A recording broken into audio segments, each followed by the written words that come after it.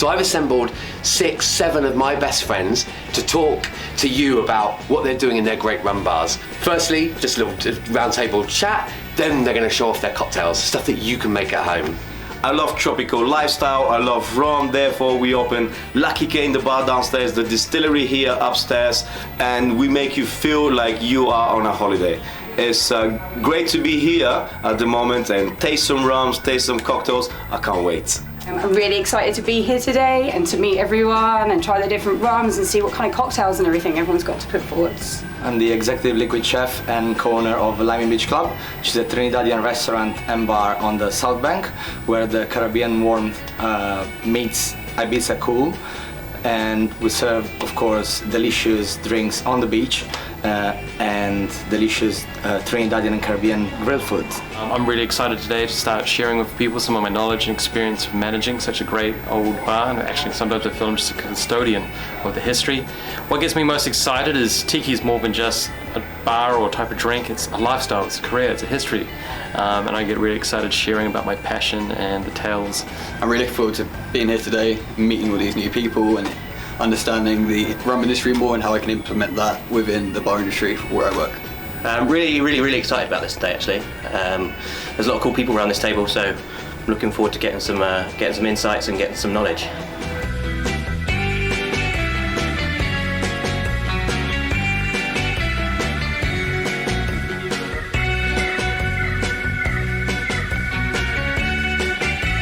Happy rum day. So thank you guys for coming down for this. It's a really good opportunity to catch up with you guys as a representative of the front end of the bar industry, because each of you are either running some of the most high profile famous bars in not just the UK, in the world, or right at the front end of dealing with consumers. And so what I wanted to do today was have a bit of catch up and experiences in the last few months, because we've just come out of that goddamn lockdown and we've gone through a honeymoon period. I'm really interested in if you could sort of tell me about what's been going on with your consumers since you've reopened. Georgie, what's Lucky K been like since you reopened? It's been a madness, you know. Like we were thinking that this madness is going to be a week or 2 weeks or 3 weeks, and people are going to go back to normal. So I don't know if it's just us or it's everywhere, but like it's been crazy. Like literally, like we're fully booked almost every day. Like Friday, Saturday, we always been fully booked, but like weekdays, no. Like you have few tables here and there, and it's very chill. Monday is like Saturday, so people just want to go out, they want to feel experience, they want to have fun, they want and it's not like they're going absolutely drunk, you know. It's not like that kind of madness, but it's madness that just in a way that everyone want to be out, everyone want to socialize, everyone want to talk to people. And then on the other side you've got the council coming and go like, you're not allowed to talk to each other, and they're like, why are you going out? Because you've got 1 meter distance between tables, right? But then you can't even turn around and talk to the other guy. So like technically, no, man, it's weird. It's been weird, but it's been great though. It's been amazing to see that people they want to go out, they want to socialize. They didn't go like back into themselves and be like, oh, I don't want to see people anymore, because in a year and a half being at home, man, that could happen, you know. There was that worry, definitely. There was that worry as well. People have got too used to their at-home cocktails that they've been poorly measuring and getting smashed. This is why I was so happy. Want to come out and pay £13 for one of ours. Guy, what have you seen at Trader Vic's? Because you guys are still just open 3 days a week now, aren't you? Yeah. Have your sort of customers changed? What are you noticing? I mean, for us, like in Trader Vic's, because we're quite an international brand, I mean, we're huge in the Middle East as well as America, we're definitely missing the lack of tourists. 100%. 100%, probably more so than the other bars, because we really depend on them. I mean, Trader Vic's brands, the Arab seasons we call it, basically they're all on red light, not allowed to come over. So we're missing that big drop in gas. But apart from that, we have a lot of those legacy people who've been coming to Trader Vic's for the last 50 years, and it's really great to see these families bringing out grandma, like, oh, I remember my first cocktail back here in the 70s. Which is always heartwarming, seeing them coming back and support. Yeah, that must be quite a responsibility. The thing about Trader Vic's that I don't think sort of many of us really understand, that speaking to you guys, you have so many people coming in and celebrating their 40th because they met at Trader Vic's, and there's so much history that you're an inheritor of, isn't it? So you're having more of those people booking in now? Getting a lot more. Because they can get out of lockdown. And it's great, the amount of people who share those stories, like, oh, we're so happy when you're open. And I gotta admit, at the beginning of lockdown, I was like, shit, like, what's going to happen. I just looked at the history of Trader Vic's and it survived 7 recessions already. I'm like, yeah, it's going to survive this lockdown. Yeah. It's fine. There's an old girl. She keeps on ticking. Yeah, I don't think you can take anything for granted right now, though. No. There's a Hilton corporate, please, just keep Trader Vic's alive for us. What's been going on at Revs then, Tanya? Because more than any of us, you guys are at the front end of the customer wave. High Street, yeah. Yeah. So ours is completely changed. We're rammed on Fridays and Saturdays. It's literally, we can't turn tables. We have to turn people away at the weekend. Yeah. But by the time we get to about 10 o'clock at night, we're completely dead. Everyone's coming out early now, whereas before we were really late night, heavy, like music venue kind of thing. But now it's literally 11 o'clock, we've got people waiting outside, and then everyone's going back home. So, but all of the locals are a lot busier. So, And are you guys still sticking, like, are people coming for specifically for the Rev de Cuba experience, or do you see people just coming for sort of drinking experience? Well, I think has the bar changed? Yeah, it's more drinking experience. Like before, it was really rum heavy, and like Yeah. our menus changed as well. We've got a lot more gins. We've even got like a vodka cocktail on there now as well. Whoa, that's a real departure for you guys. Which has actually become in our venue definitely our #1 selling cocktail, Oh, no. which is really disheartening, especially as it's essentially Yeah. a sex on the beach. But we call it an Amor Cabana, and they love it. Like. But yeah, it's really changed, like more gins and stuff that people are drinking now. It's also a lot younger people. We used to be very much like 30 That's and right, above. yeah. Because Rev's vodka bar as well, the younger people went, Yeah. wasn't it? And you took that next tier up. Yeah, so it's literally, we have like really young people in there drinking now, but they're spending, I think where they've been at home now, people are actually wanting to spend more money to go out and have a nicer experience. So we're getting like those younger crowd that would have been like at Weatherspoons and that and hammering drinks. Now they're coming and they don't even care about happy hour. Like we don't have happy hour on a Saturday now, and they'll just spend and spend. They just want to have more of an experience and have nicer drinks. I suppose that sort of creep away from what was always a very exclusively rum-centric brand sort of represents a bit of a threat in the industry a little bit. And I was speaking to some of your the guys up in your business, and one of the things I've always admired about Revs is that they haven't given in to the flavoured rum type revolution. They've stuck to their guns and in fact they hardly stocked any flavoured rums. But even they admitted to me the other day that it's only so long you can fly in the face of customer expectation. Customers want spiced and flavoured rums, or certainly subsect of them. And I suppose to put it open to you guys that it's kind of a threat to those people who really love like their pure rums, something we think of more as rum, but it's also an opportunity to get more people invite like a flavour rum and turn them into our sort of favourite rums down the track. What can we be doing more of, basically? Like, I think with Cuba Revs, that's one of the best things, like taking like contemporary takes on classics, or like contemporary classics. So with like the Porn Star Martini, like the rendition of that is the Porn Star Rumtini, which is probably one of the best sellers there. yeah. So it's like easing people into the idea Of rum being something that they really want to drink. Yeah, we take cocktails that they're already drinking in other bars and put rum in it, basically, and then just like make a rum our own version and like. But it does bring it open across. their ideas. Yeah. Well, it's essentially we're talking about that gateway, aren't we? Yeah. For sure. Which is why I find it difficult to get angry at the spiced rum and the flavoured rum category.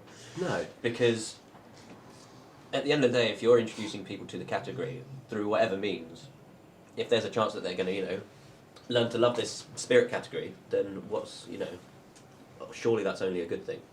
It's true, and the thing is, by forbidding people something, you actually are getting them more interested about it. And it's not the point of forbidding something. It's more for me about education than forbidding something. Like, if you really like sweet things and you like spiced rum, there's nothing wrong with it. And if the spiced rum is done correct, like you've got here Plantation pineapple, which is flavored rum, but it's absolutely delicious. So there's nothing wrong with it. If you do the things correctly, there is beauty in everything. And by bringing someone to the category, even if it's some rum that is super sweet and is made only with essences or whatever, but then you try that, then you move to something else, your palate become more experienced and more experienced, you get more educated. Like in here, we teach people about rum in this room here in our distillery, and you pass that kind of like experience that we're doing here, you do another experience, you go to rum festival, you get more involved into it, and eventually you ended up drinking the rums that we're talking about. Yeah. But if you don't bring them in, if they didn't start from the spice rum, they might never even get to that point. It's one of the beautiful benefits I've found of looking at the bright side of the COVID regulations is having a little bit more time and control over the situation with people sitting down at tables and table service only, to be able to sort of talk them through what we can offer them, and with spiced and flavoured rums being quite a very consumer friendly sort of supermarket heavy category. A lot of people have been drinking it at home, and then therefore have been coming to our bars thinking, I like rum, which is a fantastic thing, and then we can then guide them on their next steps down that journey into drinking really high ester funky Jamaican rum. Is that the ultimate goal of all of us? To just get everyone drinking high ester No, funky Jamaican rum? to be honest, It seems to be every rum nerd, I'm like, I'm going to get them eventually. Yeah. No, because I'm not sitting and sipping a very high. Because for me, it's a balance, Like it's all about in life. You need to get a balance. Like and if it's too high ester, you can probably enjoy the first couple of sips, but don't tell me you enjoy like in a bottle. So like and then the next day. Yeah, and it's all about balance, and it's all about what people love. If they're gonna grow to the point of when they love the high esters, then go for it. But to drink it just because you think it's cool, sure. man, enjoy life. Have you guys tasted any sort of good styles of flavoured spiced rums? Like, is there a good wave of flavoured rums that are starting to come out now? I actually tried a flavoured rum yesterday from the ambassador that came around. It was a cacao one. I can't really remember who it was by now. I do have it downstairs. But it was a cacao one, much like the... do you remember the Elements cacao rum? Don't know if anyone knows. Yeah, way back. That's it was much. It was quite like that, but it was slightly overproof. I think it's at like 54. Ah, yeah, I know which one. Compagnon? So Compagnon, Yeah, we had that. It's really And good, actually. Yeah, I actually Delicious. quite liked it because they knew me when they come around. I turned my nose up automatically when they went to try because they called it chocolate rum, and I was like, ooh. So is it more sort of cocoa nibs? It's more, it's more. No, I think what they do is they put the cocoa nib paste around the barrels and then they age actually it, finish yeah. it in the cocoa nibs barrel. So. Which they roast inside. I was going to say they roast it inside the It So was that's the actually thing, delicious, using fresh ingredients. So When you fair. use fresh ingredients and you have proper stuff, then of course the outcome is perfect. So is that the kind of flavour rum we do want, like where they're introducing flavours in solution in the alcohol that you really want to use and mix with, I guess? Yeah. Yeah, definitely. I mean, obviously the end goal is it tastes good. Yeah, of course. Of course, and what also- you're gonna do with it, of course, is a different situation. Like for Yeah. example, like Paul, in here we're doing our own dry spice rum, which is basically we're using base Plantation Trista, and then we're redistilling it with different spices and dry fruits. But like in this way, you're not using anything like this. This way, the rum that doesn't have anything fake. There's no essences. There's nothing. And many times in rum, actually, you're gonna put something in the fermentation, which adds something to the end flavor as well. You might be putting lemongrass. You might be putting whatever. There are some people that are adding things to the fermenting tank before that, which does change flavor after that. Not that dramatically as if you distill the rum with it. But with this particular way of making spice rum, I don't see nothing wrong with it. And then you can age it even after that as well. For me, it's when you start adding too many essences and things like this, and like additives and tons of sugar to mask actually the flavor that you had before.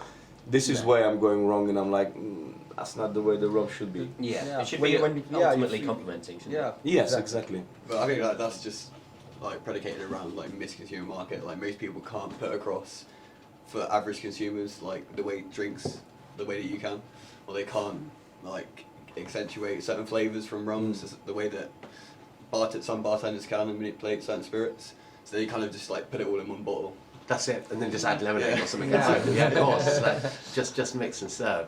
Well, you're touching on some interesting points actually.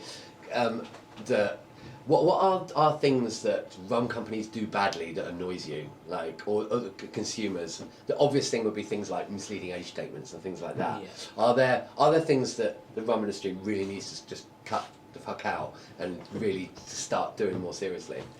Paolo? Well, I mean, it's, as you said, misleading age statements or, I mean, just transparency and the fact that, the reason why you get that particular flavor in Plantation pineapple is because of the pineapple that you use and the way how you do it.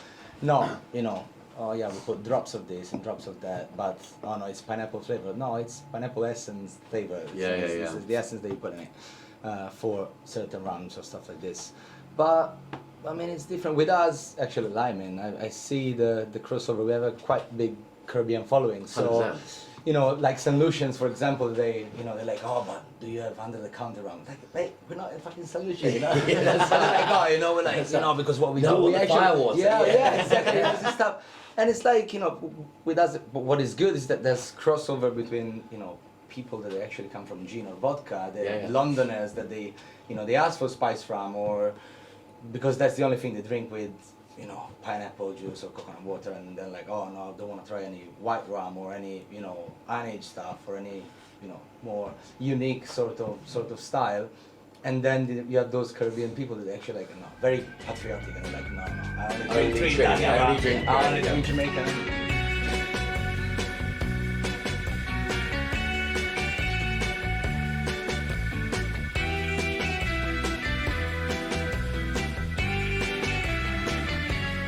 One question I'm dying to ask each of you, so I'm going to pick on Georgie first because he's on the home team, is what's one thing you do really well here to market rum to consumers? Like the other bars, you think other bars should do more? Well, it's not just in UK, it's in the world, because we are the first bar in the world that have their own micro distillery and make their own rum in here. So I love rum, as you know. So my whole goal with opening Lucky Cane was to bring in people into the rum, and we created here the distillery here, and the fun tropical escape downstairs. So you can catch people in a two different way. So downstairs is all about how you can use these rums, you can blend the rums, you can use the different categories of rum, and make absolutely amazing tropical drinks. And not only tropical drinks, because downstairs, you know, we've got even a classic style, but they always have a little tropical twist. And you bringing people through the fun.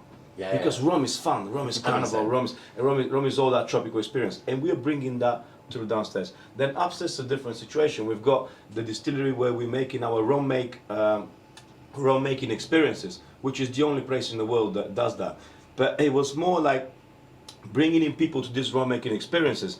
So it's a catch, because if it's a rum making, you're like, oh, I've never heard about something like that, so I'll go and do it. If it's only rum masterclass, no one's gonna go.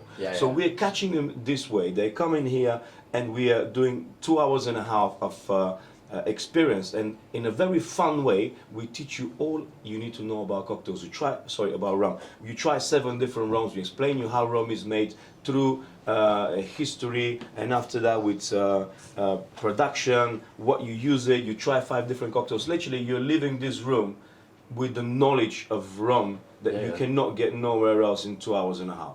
And we are bringing in new people, which are consumers. It's not just because many times you go do these rum masterclasses, are all the same people, rum geeks going in there, and we're bringing in new people into it. I didn't want to say. I didn't want to say that either. Hey, Keegan, how are you? But yeah. This is the way that we are doing probably around 6,000-7,000 experiences a year. If you think about that, you're probably out of those 7,000 people, you bring at least half, you turn them into rum if they want to do something else. So that is. Joe, one thing that Trailer Happiness does really, really well that other bars could do, really learn from. Something I'm really enjoying that we're doing at the minute is, I sort of alluded to it earlier about how rum education comes from us as a team and my bar team. So the thing we're doing at the minute on social media, I don't know if you've seen it with the like meet the team thing. Yeah, that's great. It makes us all really accessible before you even got to the bar. So you 100% know who you are, that. and you know, and that directly translates to when you obviously get here and that person comes and serves your table, and you've sort of already built up a rapport. Yeah. Which I think is, as I said earlier, one of the most important things. 100%, like personalising your service and making. I suppose it's also about being made to feel part of the family, isn't it? 100%. Being made to feel part of the family and starting the conversation. Exactly. What's to your mind, Tanya? What's the best thing that Revs does, like for rum that's just Revolution of Cuba, not Revs. Oh, sorry. Let's be specific here. The rum. We're RDC. Yeah. I think because we are really mainstream, so like high street. Ours is when we do have a rum, we make cocktails that are accessible on all different levels. So we'll have something that we can have like a twist on a Sazerac for one customer that's it's going to drink more kind of like classics, and then we have something middle range, and then we'll have something that's just really bright, beautiful, like we'll put a sparkler in it. So there's something for like everyone basically, just with that one rum. So when we bring like a new rum on the menu, we do a serve for it for every kind of person in their own kind of taste to kind of access it. It's what a lot of the things we kind of do there. And how much? Because you guys have got a great that rum store section. You're like make no bones about it. It's a pretty sort of A-list selection of rums that you guys carry, particularly for a sort of big high street chain. How much sort of trading down the menu do you get? Like how many adventurous customers do you get who will start exploring some of the really full flavoured Jamaican rums and things like that? I mean, after, you know, in the current situation we're with COVID, that doesn't happen as much now. We mainly get that when someone's sat at the bar, and we have like, if someone's sat at the bar, then, you know, we've got them there. You can talk to them, can't you? Talk them through, recommend. And we have like some people, like some regulars that actually are from abroad, but they work on like the rigs in Norwich, and they specifically come to our bar to sit down and drink some of that more higher end stuff we've got, and kind of have that experience. But it's mainly when we're serving them, it's not like late night venue, that's very like midweek. Thursdays is the night that we sell like most of our sipping stuff. Yeah, I bet. I mean, I've almost like heard two conflicting things. That so some people that are doing menus and QR codes and table service and stuff, I've spoken to quite a few operators who are showing, who are saying that actually they're selling a lot more off main menu drinks because people have got time to cogitate it, to get sold into something rather than the normal bar interaction where it's what do you want? What do I normally have? Like, what's your experience? What's happened at Trader Vic's? Like, have you noticed any sort of change when customers can't sit at the bar and it's not as much bartender interaction anymore? I mean, for us, it's basically we've always done table service, so we're probably a bad one to point out on this. That's actually a really bad question for me. Yeah, we're still doing table service. We're doing things we've done for the last 50 years, and it's still working. It's still working pretty well.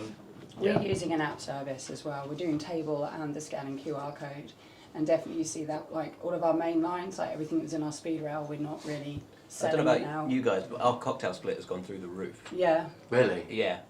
Compared to, obviously, you remember what it was like before with 3 deep at the bar and pretty manic. It was, you got to a certain point of the night, especially in weekends when it's spirit mixers and beers. Beer and sharp. Yeah, that's the same with us. We're not doing. But with people, you know, much more relaxed, still just as fun, still just as vibey, but just that little bit more controlled. Well, when you know you don't have to stand up holding a cocktail. Exactly. That's always the problem when you've got trailers sort of semi-nightclub, isn't it, by Friday, Saturday night? You don't necessarily want to be holding a coupe in your hand, do you?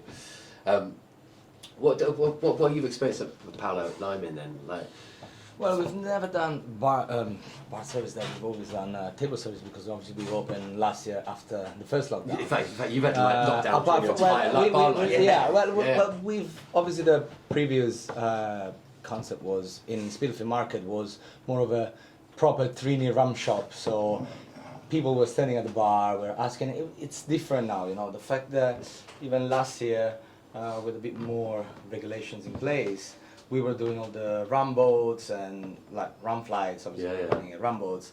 So I was going around and everything. But this year we're like, okay, let's wait for fall to come and do that. For the summer, what we really do good is the fact that we have a beach. So you come to the beach, you sit on the beach, you have a pina colada in a pineapple, or you have a watermelon punch in a watermelon, stuff like this. So that what really drives the customer to Lyman and to get the experience. To make them feel like a holiday. But Escapism, isn't it? But the thing is, we barely have like 10, 15 rums. Of course, different styles, but that's what we have because really people, unless we don't go and we really talk them through the rums, they just go for what is on the menu, which is fine when you have 250 people sitting on a Saturday.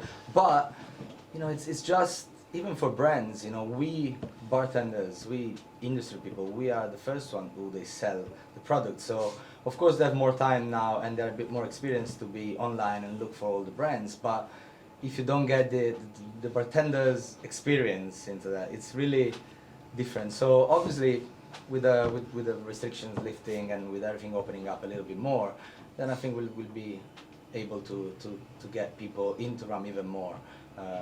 So yeah, we don't do the QR code. We only do. So you do table menus services, for now, so it's that because interaction. I mean, even if it's busy, we really want the contact with the waiter and even short chat. The waiter always needs to be there, and people need to be feeling welcome in the place, and especially when you come to the beach.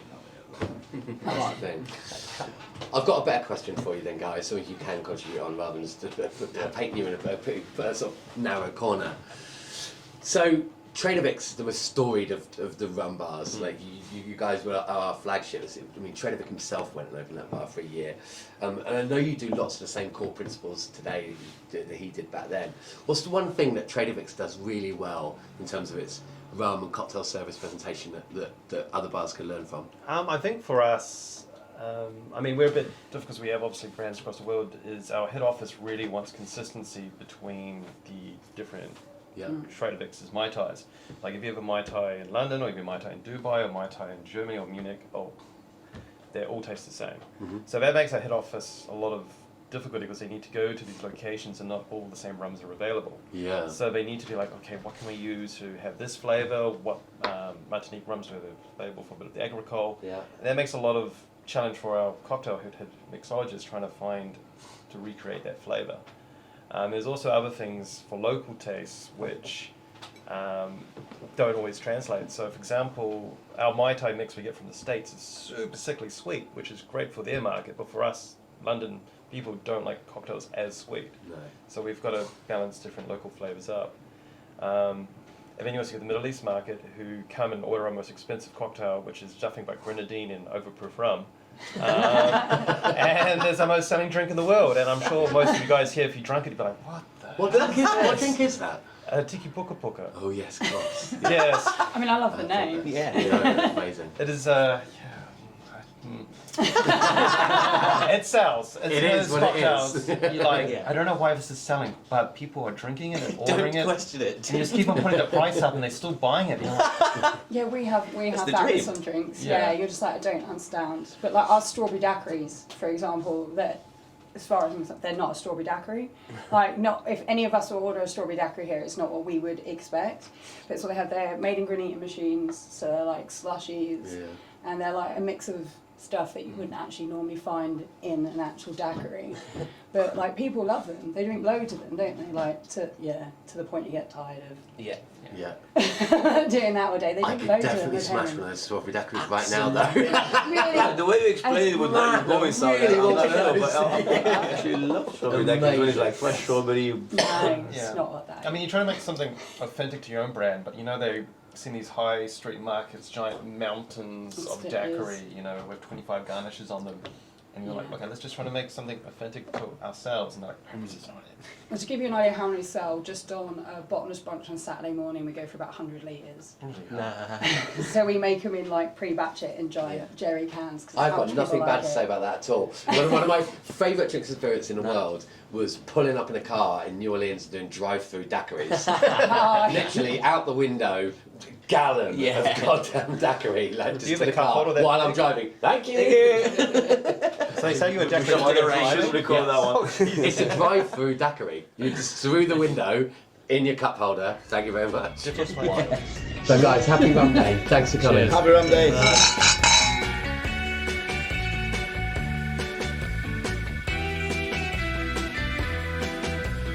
So thanks to Georgie and the Lackey Team Bar, we've got access to a world-class bar and access to 5 world-class bartenders. And so what I've asked each of them to do is pick a rum style, sort of represented within a Plantation range, and bring it to life in terms of a cocktail. And hopefully you can take something away for making cocktails at home. So first up, our host, the man, Tiki Big Daddy G. Whoops. Thank you. Well, I've chosen one of my favorites on your range, and this is the Fiji. You know I love tropical, I love rum, I love that escape from reality. You look at that bottle, you already feel like you're on a holiday. I love the design and everything. And one of the other reasons why I choose this is because this rum actually reminds me of kind of like the old tiki style blends that Don the Beachcomber was doing, right? Because this is Fijian style rum, and Fijian style rum for me, you get a little bit of Jamaican funk in there, but not too much. But you get that kind of like a really nice Jamaican funk in there as well. You get that Demerara feel that you get in Guyana as well. So you get, and you have a little bit of kind of like a nuttiness in there as well as you're gonna get it from Barbados or from Trinidad. So it's almost like what Dom the Beach Combo was doing. He was doing his blend of Guyana and Jamaica and Puerto Rico most of the time, but it's Trinidad or Barbados, whatever. You have the light style in there as well. So he was doing this for his tiki cocktails, and this is why I love using this in tropical drinks.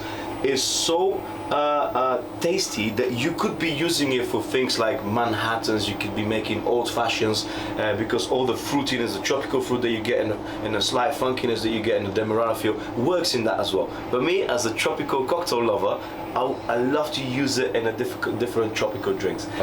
So the one that I've chosen today is the drink that kind of like is a twist on a drink that predates the Pina Colada. It's the Caribe Welcome. So it's from the Caribe Hilton Hotel, and it dates from 1954, which is before the creation of the Pina Colada. So they were serving this cocktail in a coconut like this for every guest that arrived in the Caribe Hilton. And most likely from there the Pina Colada idea started. So what I'm gonna do is double shot of Fiji. What do you guys think about Fiji? Why do you like it? It's delicious, but I can't describe it any better than you did. So. No, and I do that for a living, and I can't. Right, then the original cocktail is made only with apricots, brandy, with the rum, coconut cream, coconut water, and lime. So I wanted to add a little bit more, so I get I twist the whole recipe, how it's like the measurements, but as well I added creme de banane. Oh, sick. Because I like the tropical notes in here, and you get a little bit of kind of like that over-ripened banana in there. That's and right. That really kind of like is going to help to bring that tropical flavors in there. Plus, banana hasn't been used much before in cocktails, but lately I've seen more and more banana being put in cocktails because it's a great flavor. And apricot brandy is a like a Trader Vic Donna Beachcomber staple, isn't it? Yeah. But you don't see it on enough recipes anymore. No. Did you anything you guys use with apricot brandy that? I think in our Scorpion and our Swan Vodka it's featured. We have it in chicken bars as well. Yeah, wonderful ingredient. Like it's certainly used a lot less now than it used to be. Yeah, no, definitely. But the thing is, it's great, and it for me it gives you a different depth than the peach you're gonna be using. Peach is a little bit more aromatic, and when you get the apricot with the banana, and here you've got a bit of that raisin kind of feels in the rum. It really works perfect. And then you get the coconut flavor that you're putting through your coconut cream and coconut water. So the beauty of this is that you're cutting the coconut off. You go buy from the supermarket your coconut. I'll guarantee you there is no better coconut water that you're gonna get by this. I know you do a lot of work with Real as well. Yeah. Like how much? Because you use the purees a lot more than you use the creams. Like, what's the difference and the benefit of using those? The thing is, when you're using the syrup this is between cream and the syrup, you're getting a different texture inside. It's not you're getting more creaminess inside than you're getting from a milk or whatever else you got, and you're getting a bit of sweetness as well. You get a bit of that buttery notes of the coconut as well. It's not just the milk. You get that sweet buttery notes, and you really become a different texture, and you're really enjoying it better. I guess it's also not a disservice to say that when you're in a high volume cocktail bar, you get that consistency of flavour as well. Of course, it's important for everyone. And particularly if you're at home, you don't have to drink pina coladas like 8 a night to try and finish off your stock. Really, Real should start paying you to do this. Yeah, I think they should. You know? Yeah, you know, like. Do you have a very good ambassador for them? Do you have a contact that you can link me in so I can start getting some money out of them? Because for the moment, I'm just doing it for the love.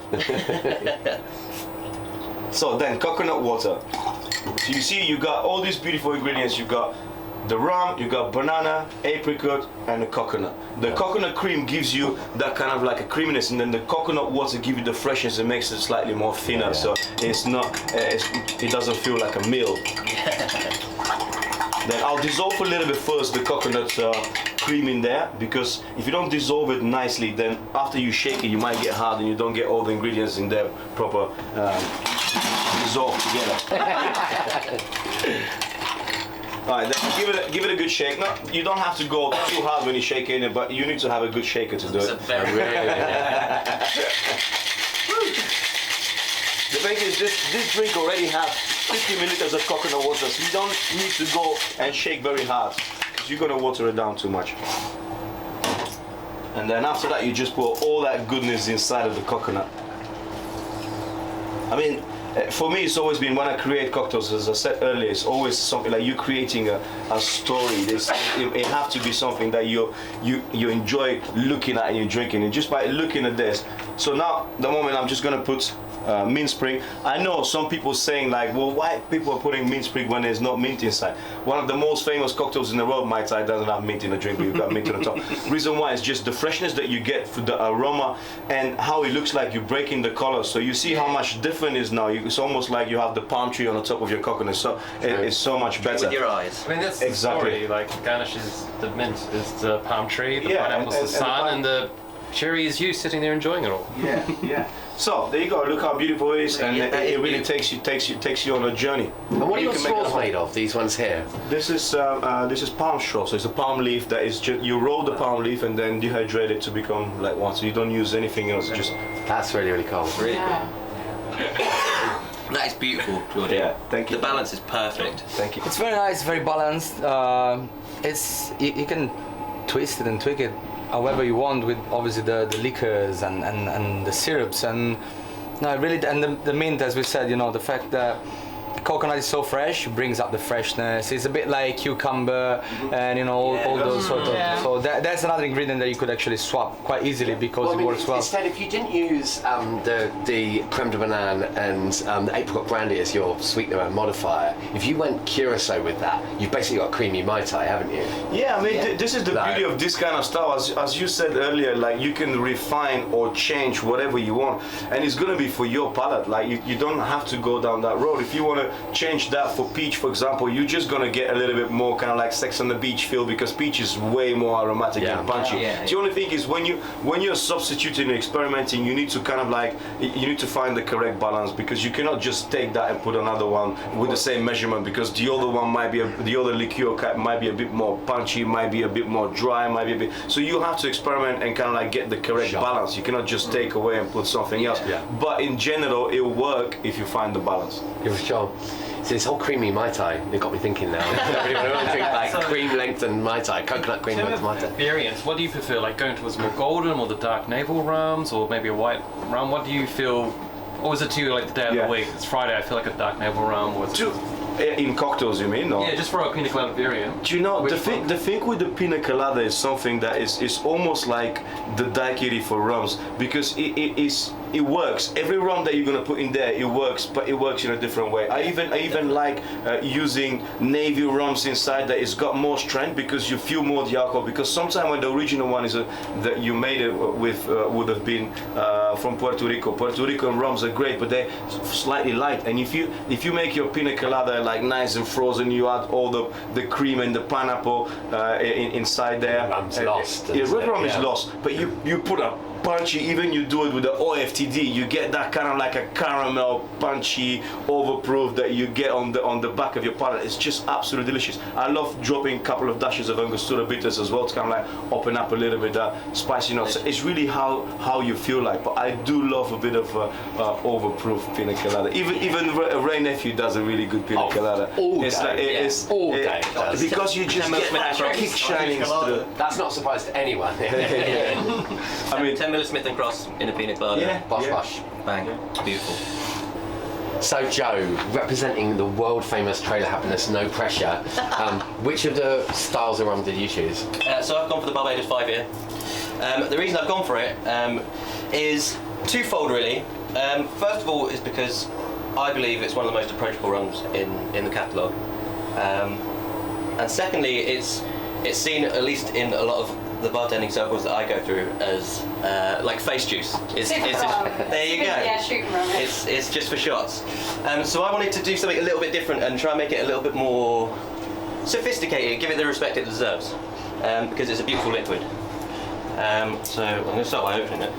Whereas it's one of my favourites. Like, Of course. it's that classic Barbados Nexus, pot and column, not too Pot heavy, column, not too light, yeah.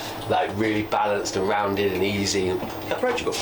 So sometimes I find it can get a little lost in a cocktail. Yeah. Because it melts in so readily. Yeah, Like, so to rephrase that, I think it sometimes makes a beautiful backbone for a cocktail. 100%. Because it just can lift everything up. Yep. So I'm going to start with 40 ml of this, and I'm going to be shaking like mad because I always do. And I've gone for, so I'm calling this drink a Hercules. So another curveball I thought I'd go with is, instead of the trend being sort of no and low alcohol cocktails, I'm kind of doing the opposite, and I'm taking one of my favourite low alcohol. High and hard. Well, I'm taking one of my favourite low ABV cocktails, which is an Adonis, and introducing this beautiful Barbados rum to it, and just, again, lifting it up. Nice. So, my absolute favourite vermouth is this Otto's, which the guys at the Clumsies in Athens produce. So going with 20 of that. God, what a bar the Clumsies is, by the way. Shout out to Clumsies if those guys are watching. Beautiful bar. I've Yeah. been lucky enough to go Proper once. good party bar, really Yeah. well delivered drinks. Like, Beautiful. part nightclub, part luxurious cocktail bar. It's insane. Equal parts with the sherry. And then a little secret ingredient, which is our house-made Fasanola syrup. Nice. So those that don't know, Fasanola syrup is key in, it's a hurricane. Hurricane, yeah. Watch me cut myself open on camera now. So it's quite an elusive ingredient, isn't it? Yeah. Fascinating, because the original recipes were not laid down and coded. They were effectively kept quite Absolutely. secret, weren't they? Do we need to find out? No, I've got it. So we went through quite a lot of experimenting to come up with this, and quite a lot of history. But as you say, there's not a lot written down about it. Absolutely. Not research, but none of it conclusive. Absolutely. So we've gone with our best approximation, which is a secret blend of strawberry, Yeah. falernum. Yeah. So for those who don't know what falernum is, it's like a rum-based spiced sugar syrup, I guess is the best way Clove, of... vanilla-y liqueur, rum based liqueur, yeah. Yeah.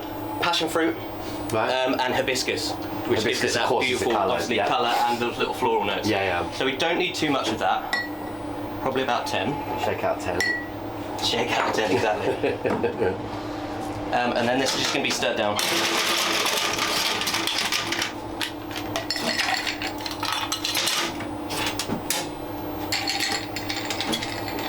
So nice and sophisticated. Yeah. Like myself, obviously. Yeah, sure. Let's go with that.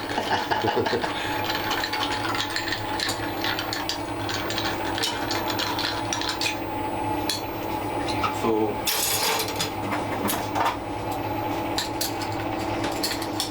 I love this counter movement to low and low, by the way. I Yeah. suggested it a while ago, but it really doesn't fit with the marketing It's program. not great, is it? But hey, why not? We're all about breaking rules. And then just give it a nice little spritz of orange, and that is all it needs. That is my Hercules. Great. So That's cute. Ooh, it's like pudding. It's delicious. a hell of a lot of trial and error, to be honest. But started with the Adonis, Yeah. and then went, how do I sort of elevate? A lot of trial and error. But I see what you were saying about the Barbados rum being there, that it's not overpowering the rest, but it's really elevating the rest of the flavors. Yeah, exactly. It really works beautifully in a harmony with the rest of the ingredients, right? And If the it was creamy too much, mouthfeel as well. Yeah. Especially with the wine based. I mean, there's quite a lot of wine based Yeah. with the sherry and with the vermouth. I'm a big fan of vermouth, and I really love. I mean, stir down cocktails as well. It's just perfect, and the 5 years old as well. But no, I mean, as you said, Barbados 5 years. It just blends in perfectly. It brings all the ingredients together more than just showing off. It's actually great. And to an Italian, I imagine this is like a twist on a Negroni. Pretty much. Everything's a twist on a Negroni. So all these guys run bars that is this tropical hideaway. You actually have a beach on the river that, as long as it's sunny, it's pretty special. What's your twist on a style of rum that you think people should drink at home? Well, I've chosen OFTD because, well, I love strong stuff, and and I think you can, kind of substitute it with not much, but you can find stuff to substitute it with. So obviously the style of this rum, I love blends. So Jamaica, the Guyanese, and the Bajan rum in it really helps, of course, the cocktails to kind of show the character, especially if you use. I went for a more European sort of style of ingredients, because I think they match perfectly the oiliness, sort of nuttiness of the Guyanese, the stone fruits of the Barbadian rum, and then of course the Jamaican funk. Big funk and so bananas. I'm going for a sort of a low and nose cocktail. A low and nose, 69% rum cocktail. Yeah, that's the natural direction to go down. Of course. Exactly right. Now, So just because I want to show, it's very customer focused. It's not a bar sort of drink. It's not to show bartenders what cocktails you can make with it. It's to show people at home what you can do with something like this. Yeah. So people at home, they see this and they're like, oh, 69% shit is the stuff that, you know, gets you Gonna blow high, you away, yeah. and you know, you just need to have it as a shot. Well, actually, you can have it as an aperitif. So I'm gonna use a single shot of this. So 25 mils only. So that's less alcohol than Well, a double measure of a this 40%. is for me, so I'll go for it. Immediately blowing But you of off. course, it depends how strong you want it. You know, Yeah. you can always add a little bit more. But what you want of it is the flavor profile. It's not the heavy sort of, you know, baseball bat on your back. You know, so 25 of that. I of course love vermouth. My favorite is Kinato from Yeah, the yeah. Professore, because it gives that sort of bitterness as well. Of course, you can use any sort of rosso style or sweet vermouth, a bit sweeter. But these guys from the Jerry Thomas Project are amazing, Yeah, aren't they just do amazing stuff. Not much of it. I'll do like 10 mils only, just to give that sort of floral notes. Really matches the caramelly notes of the OFTD, and of course gives a little bit of bitterness, which I love. Of course, best dry curacao around. And for this as well, I just want to match those notes of the OFTD with a bit of this orangey, zesty notes and keep it quite dry. So 5 mils only. Of course, I'll put some citrus. So at home as well, you don't need to have lime juice or the rest. You just get alpha lime. You don't really need to measure it. You squeeze it in. It's about 15 mils, probably 10 to 15 mils. And then the obviously benefit of doing that as well, of course, you're getting you essential get all the oils. oils, and all the oils, Yeah. the oils. That's the thing. So you get 10-15 mils of lime, so alpha lime, and also alpha and orange. So, of course, very aperitif sort of style. Yeah. And like in this way, it kind of looked like a sort of a rum, blood and sand, kind of that style. So you could also potentially just shake it, or you know, just have it as just in a coupe, Yeah. like this. I add a touch of agave nectar, just like. I'm so glad you did that. I love agave nectar in rum drinks because there's an earthiness to agave syrup That's the that thing, yeah. I think complements very well with certain types of rums. Like I love using it as instead of where the rock candy syrup is in Mai Tais, for example. What's your most sort of out there sugars that you've used? Using a monk fruit, which is basically it's dehydrated fruit from Africa, which is super sweet. Once you dehydrate it, you boil it, and then you kind of like cook it to become a bit thicker, and it's almost like sugar sweet. But but you cannot use it as a substitute. You gotta use it in certain cocktails because the flavor is very tea caramel like. So you cannot just take away sugar and put that. But most of the natural sweetness are like this because the sugar has been refined so much that it tastes like nothing. It's just sweetness. But all the rest of the natural ingredients, they've got flavor. So you have to play around. Yeah. And then that's it. You just give it a. I mean, I would throw it just to not to over dilute it because I'm gonna top it up with tonic. But you give just a like quick shake, not too hard. Just to blend all the ingredients together. Make sure that the vermouth open up and really aerate Give the it. ladies something to look at. Well, that's exactly where I was going to go. If you do look like that when you're shaking, why not shake all Why the not time? take all the time? Then you obviously, of course, put a little bit for the softness because Quality control. you selfish, of course. And then you just strain it. Long glass. And then you top it up with a little bit of tonic.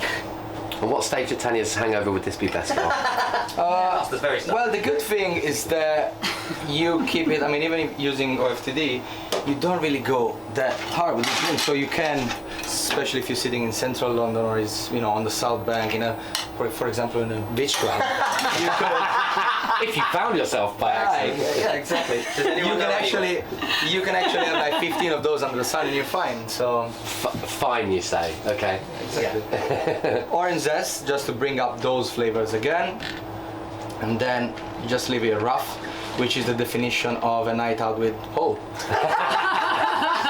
Style classy. Cheers. Yeah, it's real rough. I'm really. Tanya, I was really pleased you could join us today because, like I say, you represent or spend your whole time introducing more people to the rum category than probably all the rest of us put together. So, what have you chosen as a drink you think would, like, a newcomer to this category would love?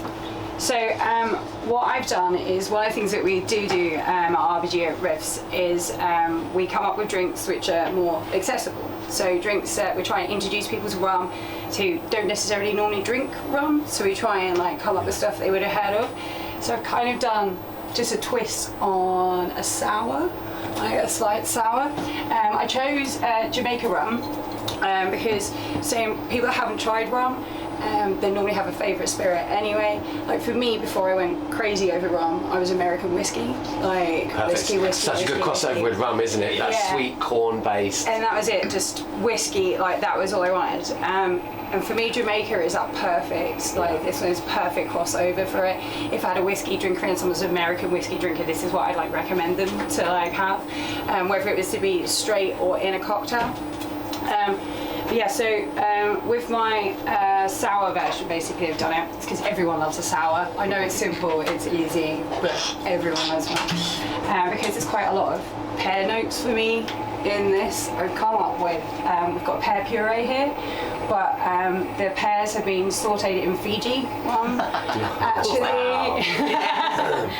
So they've just been sauteed in that and then just blended down, basically, peeled them to take the roughness of the skin off and everything.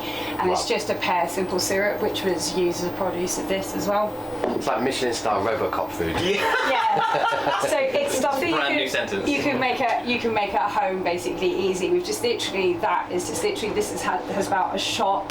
Actually, it's a lie. It's about 2 shots of Fijian. And in total, I've used about 2 pears as well, like to make all that. Make a few. So. As with all sours, as we know, you have your double rum, or your double whiskey, your double gin, whatever sour it is you're going for.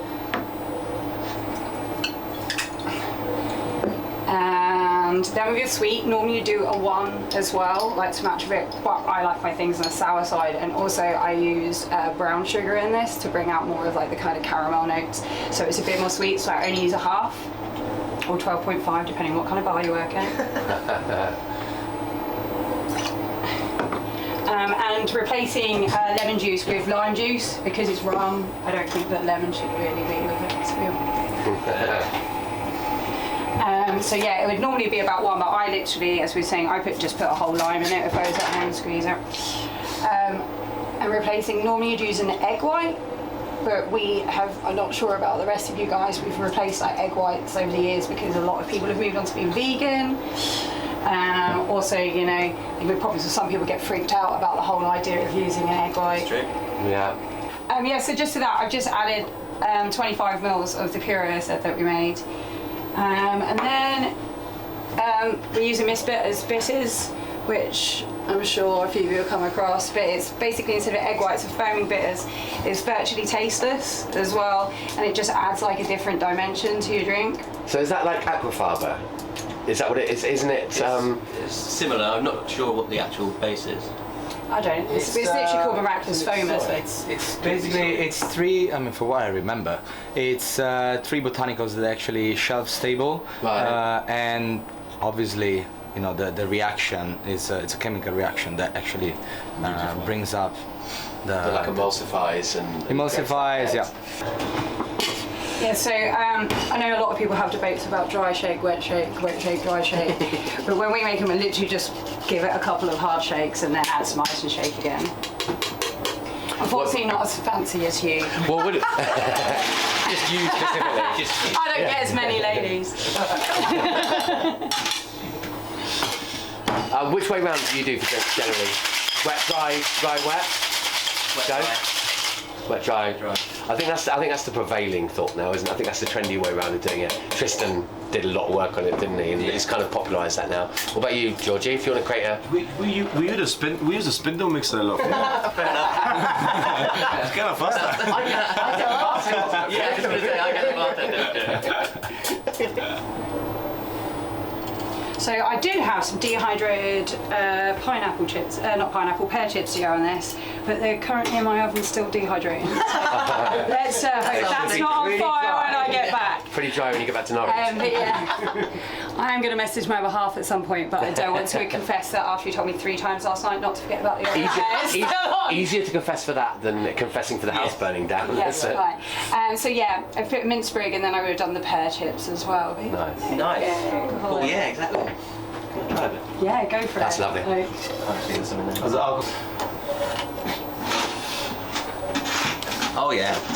Really nice. Really good. Very loud rum and something like pears. It's actually quite subtle. Yeah. And as you can see, we could do this all day. I hope that in amongst these 5 cocktails, with all these incredible wealth of knowledge that you guys have shared, you've taken away some ideas for cocktails you want to have at home. Thanks a lot for joining us for the virtual rum show. If you've got any questions, put them in the comments. We'll try and get and answer them as soon as we can. Thanks very much. Enjoy the rest of the show. Thanks for coming. Happy rum day.